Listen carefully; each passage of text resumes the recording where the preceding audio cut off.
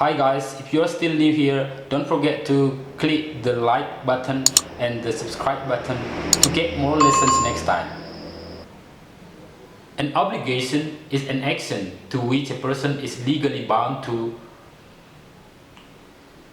or it is a duty or commitment. The first expression that we can use must. Must artinya harus. The use of must is a kind of a rule or an instruction. Itu merupakan suatu peraturan ataupun instruksi di sebuah instansi. And the second is, it is very important since it is the speaker who has decided to do something. Dan itu sangat penting karena si pembicara atau menurut si pembicara itu sangat penting untuk dilakukan. And the third is, it is an internal obligation because the speaker thinks it is necessary to do. Itu merupakan suatu obligasi di mana si pembicara berpikir bahwa itu sangat penting untuk dilaksanakan. So that's the explanation of how to use a must. So let's take more examples. The first example is, you must do all the homework in the school. So it is a kind of a rule.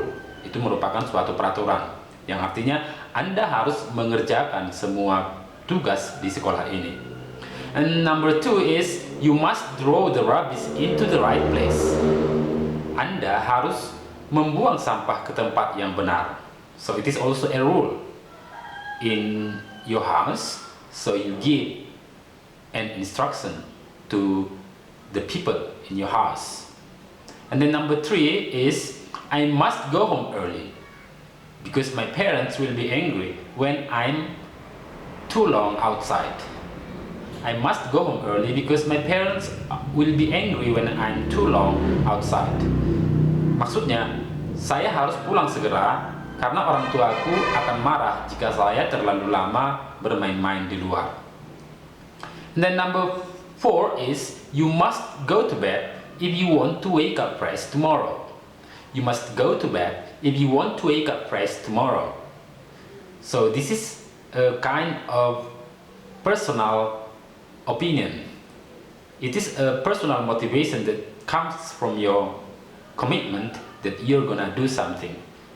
Hey guys, before we continue this lesson further, you need to subscribe this button first so that you get the next notification of our next videos. Well, to express an obligation, we can also use the word have to. Have to is used to express an obligation. In general, have to expresses impersonal obligation. So impersonal obligation means an obligation that comes from outside, comes from the government, comes from the law. The subject of have to is obliged or forced to act by an external power. Once again, the subject of have to is obliged or forced to act or to do an action by an external power. So the external power comes from the law or the school rules. So for examples, the first example is, children have to go to school. This is a rule from our country, or this is a rule from our government. Ini adalah aturan daripada pemerintah bahwa anak-anak harus pergi ke sekolah. And the second is, I have to see the doctor. Once again, I have to see the doctor. So it means that the doctor invited me to see him or to see her. Maksudnya bahwa dokter menyarankan saya untuk menemuinya ataupun menjumpainya untuk berobat. And the third is, John has to wear a tie at work. John has to wear a tie at work. It is a rule in his office to wear a tie to work. It is a rule in his office to wear a tie to work. And then I have to tidy up my room before I'm allowed out. I have to tidy up my room before I'm allowed out by my mom or by my father. So my parents give an obligation to me before I can go out. And number 5 is I have to file these reports every week. I have to file these reports every week. Saya harus membereskan file-file ini setiap minggu. So the rule or the obligation is given by my boss or by my employer in my company or in my office. Well, other than must and have to, we can also use have got to. So have got to is characteristic of very informal speech. So this expression is informal, used by people. And have to sounds slightly more formal than have got to. Have to sounds more formal than have got to. Maksudnya bahwa have got to itu digunakan dalam kalimat yang kurang formal ataupun dalam kalimat pergaulan ataupun kalimat sehari-hari.